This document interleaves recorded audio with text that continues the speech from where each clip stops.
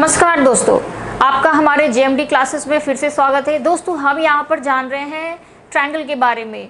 Triangle geometry का एक part है। ज्योमेट्री में आपको सबसे पहले लाइंस के बारे में जानना होता है, रेखाएं, उसके बाद ट्रायंगल्स के बारे में, त्रिभुजों के बारे में। ट्रायंगल जो है वो थोड़ा सा बहुत ही उसमें थ्योरी ज़्यादा है, या ये कहें कि ज्योमेट्री का जो मेन पार्ट है वो पार्ट है ट्रायंगल। ट्रायंगल में काफ़ी तरीके की कंसेप्ट होती है। तो सबसे पहले तो जो बेसिक ट्रायंगल के बारे में हमें जानना है कि टाइप ऑफ ट्रायंगल्स क्या होते हैं, इसमें किस तरीके से आपको कौन कौन से थ्योरम्स जानने हैं और ये किस तरीके से आपका टॉपिक आगे बढ़ेगा, वो सारी चीज़ें हमें सबसे पहले इसको थ्योरी के अंदर जानना होता है। हम डायरेक्ट इसमें क्वेश्चंस पर नहीं जा सकते हैं। इसमें सबसे पहले आपको इसके कंसेप्ट को समझना होता है। जैसे आप अलजेब्रा में फार्मूलाज पढ़ते हो तो उसका इम्प्लीमेंट आप क्वेश्चंस पे करते हो, ठीक उसी तरीके से आप जब ज्योमेट्री पढ़ते हैं तो ज्योमेट्री के अंदर आप सबसे पहले पढ़ते हैं थ्योरम्स, और थ्योरम्स को पढ़ने के बाद आप उसका इस्तेमाल करते हैं उनके क्वेश्चंस में। तो ज़्यादातर क्वेश्चंस जो होते हैं वो डायरेक्ट आपको थ्योरी से भी आ जाते हैं। इसीलिए हमारा ज्योमेट्री में सबसे पहले मकसद होता है कि हम इसके थ्योरीज़ को बखूबी समझ लें और तब उसके बाद क्वेश्चंस हमारे लिए बहुत ही आसान हो जाता है। तो आइए हम चलते हैं लेक्चर पर लेक्चर पर बढ़ने से पहले मैं आपसे रिक्वेस्ट करूंगी कि अगर आप हमारे नए व्यूअर्स हैं तो आप इस वीडियो को अंत तक देखें। आपको ये बिल्कुल समझ में आएगा और ये आपके आने वाले एग्ज़ाम्स में बेनिफिशियल होंगे। और अगर आपको ये हमारे ये वीडियोस पसंद आए तो फिर आप हमारे चैनल को सब्सक्राइब कर लें और बेल आइकन को भी प्रेस कर लें, ताकि हमारे जितने भी आने वाले वीडियोस होंगे वो आप तक पहुंच सके। तो यहाँ पर इस क्लास के अंदर इस सेशन में हम लोग काफ़ी सारे इम्पॉर्टेंट टॉपिक्स को डिस्कस कर रहे हैं, ताकि ये आपको ज़्यादा से ज़्यादा आपके आने वाले पेपर में बेनिफिट दे। तो आइए चलिए हम अपने ट्रायंगल के इंट्रोडक्शन पे बढ़ते हैं। तो अगर आप इससे पहले वाला जो हमारा वीडियो है, फर्स्ट वीडियो ट्रायंगल का इंट्रोडक्शन, वो इस वीडियो के नीचे डिस्क्रिप्शन बॉक्स में दिया हुआ है उसका लिंक। आप चाहें तो पहले उसको समझ सकते हैं और उसके बाद फिर इसको समझ सकते हैं, क्योंकि उसका एक स्टेप आगे हम यहाँ पर जान रहे हैं। तो चलिए सबसे पहले हम यहाँ पर ये देखिए कि ट्रायंगल के अंदर हमें जो चीज़ें हमें जाननी है, टाइप्स ऑफ ट्रायंगल हम पढ़ चुके थे। हमने मीडियंस के बारे में जानकारी ली, हमने ऑर्थोसेंटर के बारे में जाना, हमने सेंट्रॉइड के बारे में जाना। अब हम यहाँ पर उससे थोड़ा आगे बढ़ते हुए ट्रायंगल्स के अंदर कुछ बेसिक चीज़ें हैं उसके बारे में जानेंगे। तो सबसे पहले अगर हम बात करें तो देखिए, सबसे पहले आपको यहाँ पर ये जानना है कि किसी भी ट्रायंगल में जब दो साइड्स बराबर होते हैं, दो साइड्स क्या होते हैं? बराबर। आमने सामने के ये दोनों साइड्स अगर बराबर होते हैं तो इनके सम्मुख कोण जो हैं वो भी आपस में बराबर होंगे। यानी कि मैं कहूँ इस तरीके से कि यदि AB और AC इक्वल है तो इनके विपरीत जो एंगल्स हैं वो भी इक्वल होंगे। एंगल C और एंगल B दोनों इक्वल होंगे। ठीक है, जब दो साइड्स इक्वल होंगे तो अपोजिट एंगल्स भी इक्वल होंगे। दूसरी चीज़, एंगल के बारे में ही ट्रायंगल के अंदर हम प्रॉपर्टी जाने कि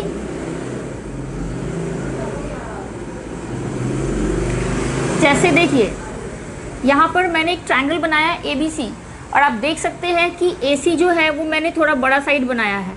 डायग्राम को देखने से ही समझ में आ रहा है। तो अगर मैं बोलूँ इस दोनों साइड्स में कंपेयर करूँ कि यदि AC बड़ा है AB से, अगर कोई भुजा जो है त्रिभुज का वो दूसरे से बड़ा है, AC बड़ा है AB से, तो इसके सम्मुख कोण जो होंगे, जैसे AC के विपरीत जो यहाँ पर कोण है opposite to the side of AC, वो कोण है B, और AB के अपोजिट एंगल क्या है? C। ठीक है ना। देखिए दोनों केस को रिलेट करके इसलिए समझा रहे हैं ताकि आपको याद रहे, ध्यान रहे कि हमने क्या पढ़ा। इसमें हमने क्या देखा है, दोनों साइड बराबर है तो दोनों एंगल्स इक्वल होंगे। इसमें हम क्या देख रहे हैं कि दोनों साइड में एक बड़ा है एक छोटा है, तब एंगल पर क्या असर पड़ेगा? तो यहाँ पर ये असर पड़ेगा कि जो साइड बड़ा होता है उसके अपोजिट एंगल भी बड़ा होता है। यानी AC के अपोजिट है एंगल B, वो बड़ा होगा एंगल C से। क्या आपको ये बात समझ में आई? तो अगर समझ में आई हो तो अच्छी बात है। देखिए दोस्तों, ये सब जो है ट्रायंगल के अंदर की थ्योरीज़ हैं और ये आपके पेपर के लिए बहुत इंपॉर्टेंट है। आपको एक एक बारीकियों को जानना है और तभी आगे बढ़ना है, क्योंकि ये सब एक दूसरे से रिलेटेड होते हैं, इन पर क्वेश्चंस पूछे जाते हैं। तो हमारा मकसद ये होता है कि हम अपने एक एक नंबर के लिए फ़ाइट करें, क्योंकि एक एक नंबर से बच्चे छट जाते हैं और एक एक नंबर से उनका सिलेक्शन हो जाता है। तो हर एक नंबर हमारे लिए बहुत इंपॉर्टेंट रखता है। चलिए हम आगे बढ़ते हैं। तीसरी अगर हम बात करें,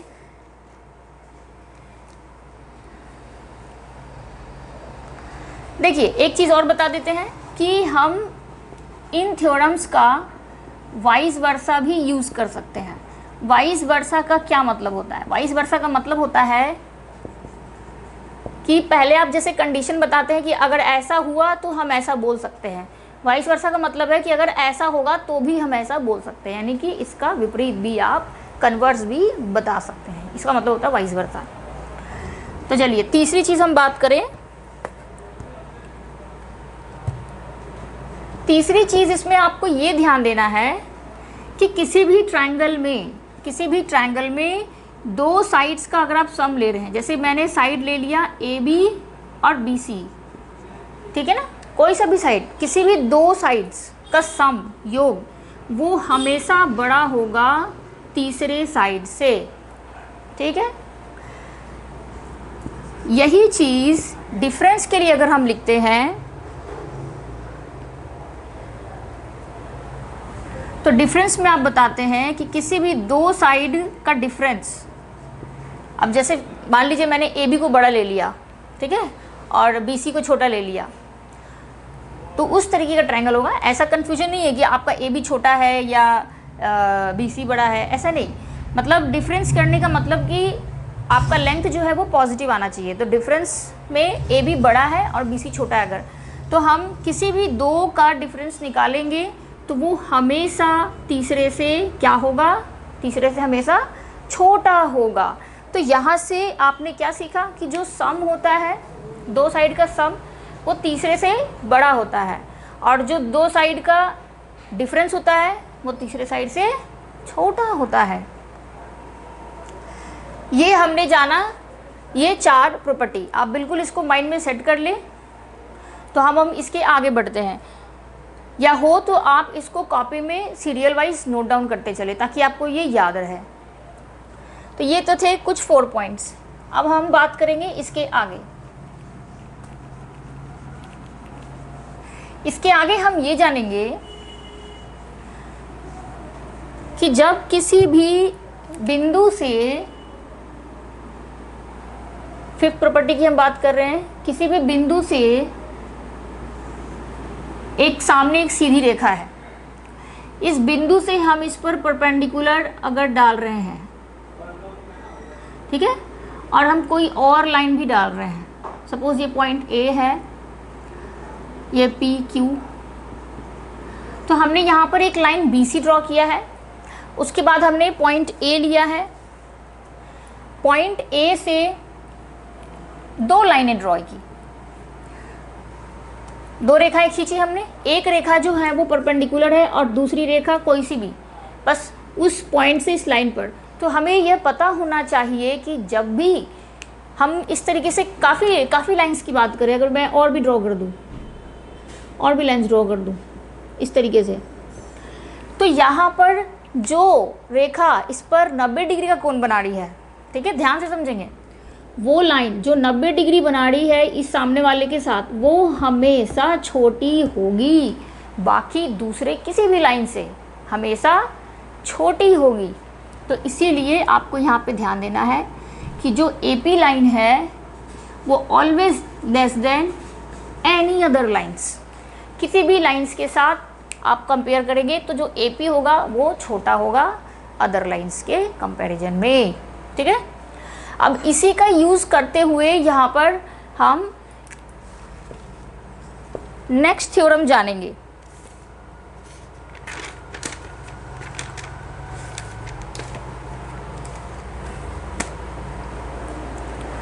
अब देखिए, तो यहाँ पे ध्यान रखेंगे कि जो AP है वो परपेंडिकुलर है BC के। नेक्स्ट थ्योरम आप ये बात करेंगे, जैसे मान लीजिए मैंने एक ट्रायंगल बना दिया, ठीक है, तो यहाँ से मैंने हर वर्टेक्स से एक परपेंडिकुलर ड्रॉ कर दिया, हर वर्टेक्स से एक परपेंडिकुलर ड्रॉ कर दिया,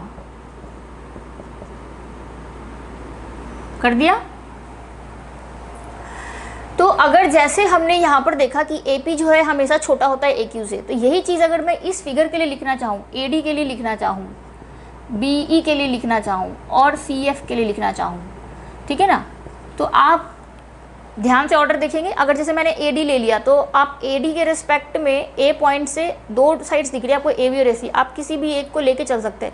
जैसे अगर AD लिख रहे हैं तो AD जो है, अगर आप AC लिख दें या AB लिख दें, कोई भी लिख सकते हैं, तो मैंने AD की कंपैरिजन AC से कर दी, ठीक है।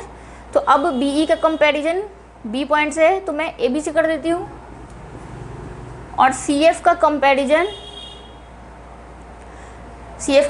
किससे कर दूँ, बचा हुआ BC से। तो जैसे आपने यहाँ पर एक बिंदु, एक वर्टेक्स आप मान लीजिए A पॉइंट से AP परपेंडिकुलर था और उसका कंपैरिजन आपने बाकी के साइड से किया, उसी से गुजरने वाली, उसी पॉइंट से गुजरने वाली साइड, कोई किसी भी लाइन से, तो यहाँ पर हमने AD को कंपेयर कर दिया AC से, BE को कंपेयर कर दिया AB से, और CF को कंपेयर कर दिया BC से। तो इसलिए हमने यहाँ पर इस चीज़ को सेम इसी को इम्प्लीमेंट करके यहाँ पे लिखा है। अब अगर हम इस तीनों को जोड़ दें तो यहाँ से क्या मिलेगा कि तीनों परपेंडिकुलर्स छोटे होंगे तीनों भुजाओं के, जो आप क्या बोलेंगे, तीनों भुजाओं के जो लेंथ है उससे। तो यहाँ पर आपको एक ये निकल कर आता है कि किसी भी ट्रायंगल में जो लेंथ ऑफ परपेंडिकुलर्स होते हैं उनका सम इक्वल होता है, सॉरी लेस देन होता है सम ऑफ साइड्स के, ठीक है। किसी भी त्रिभुज में जब हम शीर्ष से लंब बनाते हैं तो जो सारे लंब हैं उनका योग जो है वो ऑलवेज कम होता है भुजाओं के योग से, ठीक है। तो ये थ्योरम आपको ध्यान रखना है। तो ये सारी चीज़ें मैं क्यों बता रही हूँ, ये सारी चीज़ें मैं इसलिए बता रही हूँ क्योंकि ये डायरेक्ट आपको पेपर में आता है।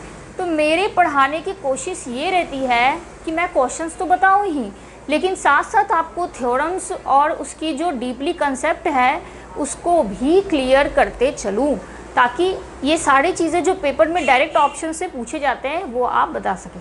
तो जब हम क्वेश्चंस करेंगे तो वहाँ भी ये आपको चीज़ें क्लियर होती चली जाएंगी। चलिए हम आगे अपने कंसेप्ट पे बढ़ते हैं। ठीक इसी तरीके से ट्रायंगल का एक और प्रॉपर्टी है। तो नेक्स्ट प्रॉपर्टी हमारा ट्रायंगल का ये कहता है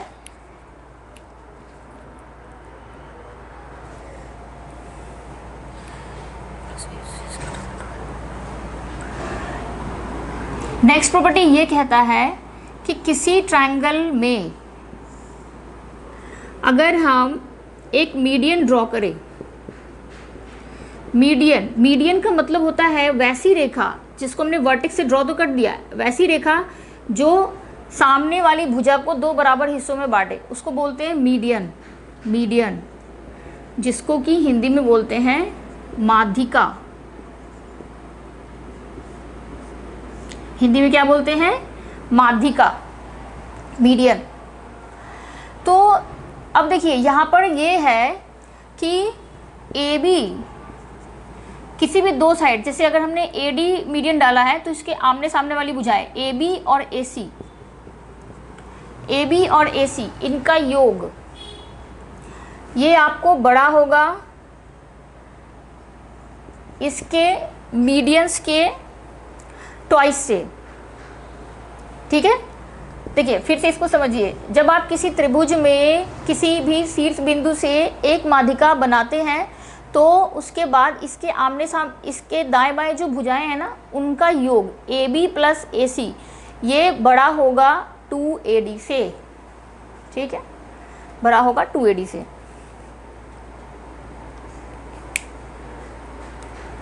अब इसी को थोड़ा सा आप एलाबोरेट कर दें तो इसी से जो ये 7 प्रॉपर्टी हमने पढ़ा, इस प्रॉपर्टी का यूज़ करके एक और प्रॉपर्टी आप रिलेट करके याद करेंगे। क्या याद करेंगे अभी हम उसको देखते हैं।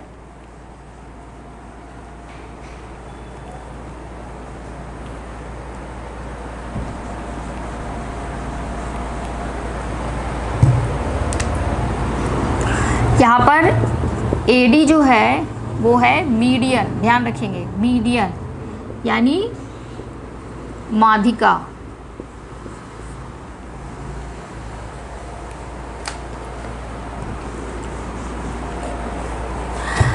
अब देखिए इसके आगे हम बढ़े तो इसका इस्तेमाल करते हैं हम ट्रायंगल में। एक और आपको प्रॉपर्टी ध्यान रखना है, तो हम अगला प्रॉपर्टी ये जाने कि जैसे हमने ये ट्रायंगल ड्रॉ कर दिया, अब इस त्रिभुज में हम सारे मीडियंस ड्रॉ कर ले, एक कॉमन पॉइंट से गुजरेगा, ठीक है ना। यहाँ पर सब जो है ना वो मीडियन है, तो सेम यही चीज़ अगर हम इसके लिए अप्लाई कर दें तो आप देख सकते हैं कि अगर ए पॉइंट की बात करेंगे तो AB और AC वो बड़ा होगा 2AD से। ठीक इसी तरीके से AB और BC, ठीक है ना, अगर B पॉइंट को देखें तो वो बड़ा होगा 2BE से। और अगर हम C पॉइंट की बात करें तो AC और BC ये बड़ा होगा 2CF से। अब आप इन तीनों को जोड़ दें, तो इन तीनों को जोड़ने से आप देख रहे हैं AB आपको 2 बार मिल रहा है, ठीक है ना, BC आपको 2 बार मिल रहा है, AC आपको 2 बार मिल रहा है, सब 2 बार आ रहा है।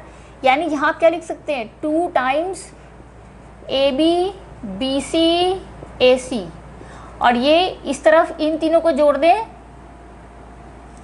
तो 2 टाइम्स AD BE CF, 2 दोनों तरफ है इसलिए उसको आप कैंसिल आउट कर देंगे। तो यहाँ से आपको क्या मिला कि जो साइड्स का सम है, sum of sides greater than sum of 3 medians.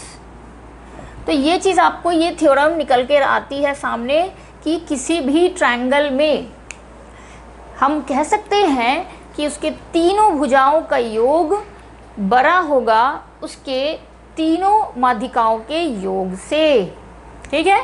तो देखिए ये बहुत ही छोटी छोटी चीज़ें हैं जो हमें जानना बहुत बहुत बहुत ही ज़रूरी है, क्योंकि अगर ये एक एक लाइन की जो थ्योरीज है, कंसेप्ट है, अगर आप ये नहीं पढ़ेंगे तो ये क्या होगा, पेपर में आएगा तो आपको लगेगा हमने तो इतना सारा क्लासेस पढ़ा, इतने सारे लेक्चर्स देखे हैं, लेकिन ऐसा तो हमने कभी पढ़ा ही नहीं, इस तरीके के तो कभी हमने क्वेश्चंस देखे नहीं ट्रायंगल्स में, थोड़ा बड़ा अजीब लग रहा है। तो ये लेस देन ग्रेटर देन वाले जो थ्योरीज होते हैं वो काफ़ी सारे बच्चों को या तो पढ़ाई के समय वो उस पर नोटिस नहीं कर पाते, या फिर उनको ऐसा होता है कि ये चीज़ें प्रोवाइड ही नहीं की जाती।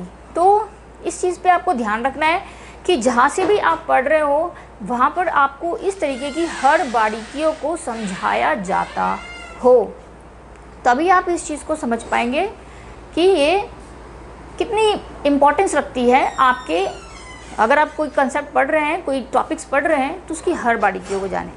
चलिए अब हम आगे बढ़ेंगे। तो यहाँ पर हमने कुछ 8 प्रॉपर्टीज़ देखा। तो वैसे आप सम ऑफ साइड्स, कभी आपको इस तरीके से भी लिखा आ सकता है कि सम ऑफ साइड्स क्या है, पेरीमीटर। तो आपको पता होना चाहिए कि पेरीमीटर क्या है। पेरीमीटर को हिंदी में बोलते हैं परिमाप, ठीक है।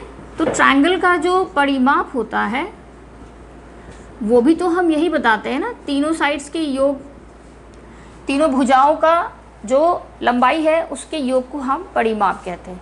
तो ये चीज़ अगर सम ऑफ साइड्स लिख कर आ जाए या पेरीमीटर लिख कर आ जाए तो इस तरह से आपको ध्यान रखना है कि कौन सा प्रॉपर्टी ये बताया जा रहा है।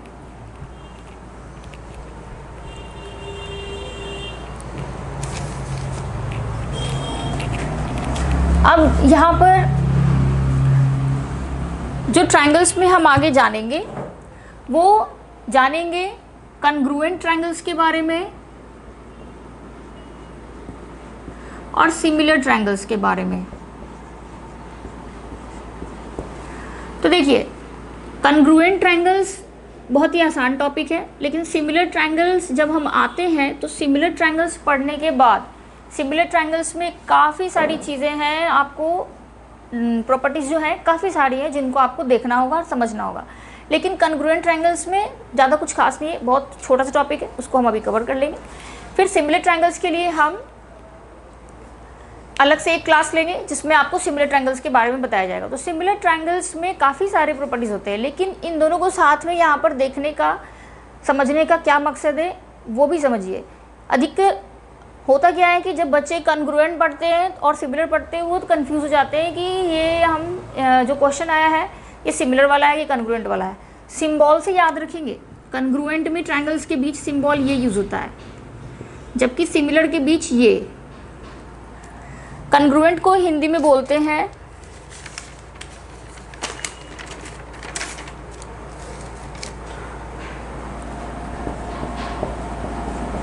सर्वांग समता, सर्वांग समता कन्ग्रुएंट को, और सिमिलर को हम समरूप के नाम से जानेंगे। तो देखिए कन्ग्रुएंट में आप क्या करेंगे, कन्ग्रुएंट में कुछ नहीं है। कन्ग्रुएंट का मतलब है कि दो ट्रायंगल्स ऐसे हैं जो बिल्कुल एक दूसरे के जेरोक्स हैं, एक दूसरे के क्या है, जेरोक्स, कार्बन कॉपी, ठीक है ना। तो अब हमें कुछ भी ध्यान रखने की जरूरत नहीं है, यानी कन्ग्रुएंस का मतलब हो गया ऐसे ट्रायंगल्स जो आपस में बिल्कुल सेम हो। सेम हो का मतलब एंगल्स तो सेम होंगे ही, साथ ही साथ साइड लेंथ्स भी बराबर होंगे। तो इसका मतलब हम क्या समझें कि इसमें सारे एंगल्स भी इक्वल हो सकते हैं। जैसे मैंने यहाँ पर लिखा कि इनके कॉरस्पॉन्डिंग ए लिखा तो ए के कॉरस्पॉन्डिंग डी लिख दिया, बी कॉरस्पॉन्डिंग ई लिख दिया, सी कॉरस्पॉन्डिंग एफ लिख दिया।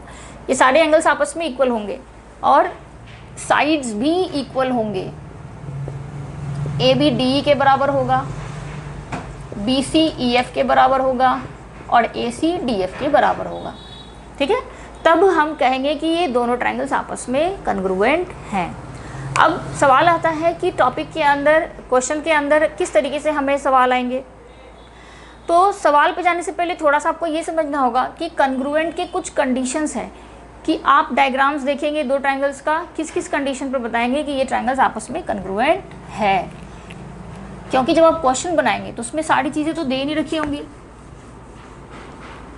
अगर कुछ चीज़ें दोनों में दे रखी है तब हम उस बेसिस पर क्या ट्रायंगल्स को कन्ग्रुएंट बोल सकते हैं, वो आपको देखना होता है। तो सबसे पहले जो आप कंडीशन है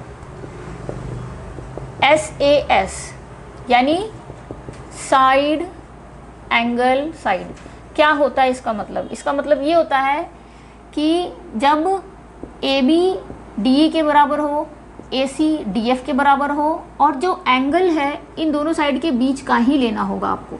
एंगल क्या लेना होगा? इन दोनों साइड के बीच का ही लेना होगा,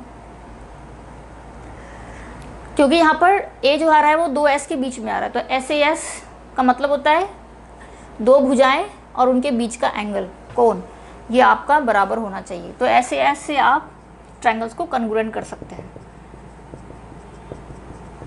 अगर मैं इसको लिख दूं तो इसका मतलब ये कि AB DE के बराबर हो, एंगल A एंगल D के बराबर हो और AC DF के बराबर हो, तब हम कहते हैं कि ये दोनों ट्रायंगल आपस में कन्ग्रुएंट हैं। इस तरीके से अगर हम समझें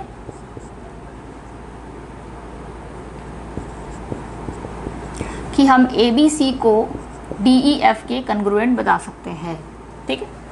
और फिर अगर हमें क्वेश्चन में इसका आगे इस्तेमाल करना होता है तो CPCT का इस्तेमाल करते हैं। CPCT के अंतर्गत आप इसको दिखा सकते हैं कि अब हम ये कह सकते हैं, अगर दोनों ट्रायंगल कन्ग्रुएंट हो गया तो अब हम कह सकते हैं कि बाकी की सारी चीज़ें बराबर होंगी। तो उस कहने के कंडीशन को आप लिखते हैं रीज़न CPCT। तो यहाँ पर आपको लिखना ज़रूरी नहीं है, समझना ज़रूरी है, क्योंकि पेपर ऑब्जेक्टिव होता है। हम इसका इस्तेमाल कर सकते हैं, ये चीज़ें आपको माइंड में रखनी है। तो ये होता है CPCT कि CPCT से हम ट्रायंगल्स को कन्ग्रुएंट ट्रायंगल्स के बाकी के साइड्स को हम इक्वल दिखा सकते हैं। तो इस तरह से आपने समझा होगा कि कन्ग्रुएंट क्या है। हम अपने अगले क्लास में देखेंगे कि कन्ग्रुएंट को थोड़ा और बारीकी से जानेंगे और उसके बाद हम वहाँ पर पहुँचेंगे सिमिलर ट्रायंगल्स में। तो सिमिलर ट्रायंगल्स बहुत इंपॉर्टेंट है, कन्ग्रुएंस तो है ही इंपॉर्टेंट, लेकिन सिमिलर और भी ज़्यादा इंपॉर्टेंट है, क्योंकि सिमिलर ट्रायंगल से काफ़ी सारे क्वेश्चंस पूछे जाते हैं।